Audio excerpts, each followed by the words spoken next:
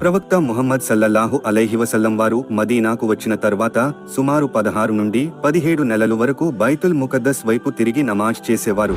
కాని ప్రవక్త గారి మనసులో కోరిక కాబా వైపు తిరిగి నమాజ్ చేయాలి అని. అప్పుడు అల్లాహ్ ఈ కోరికను నెరవేర్చుతూ సూరా అల్-బఖరాలో ఆజ్ఞ ఇచ్చాడు, మీరు ఇష్టపడే కిబ్లా వైపు మీ ముఖాలను ఆ వైపునకే త్రిప్పుకోండి.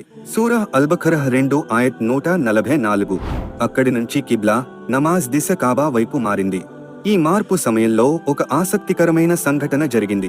ఒక సహాబీ ప్రవక్త వారితో కలిసి అసర్ నమాజ్ పూర్తిగా చదివాడు. తరువాత బయటకు వెళ్లి మదీనా బయట ఉన్న అన్సార్ జమాత్ దగ్గరకు వెళ్లాడు.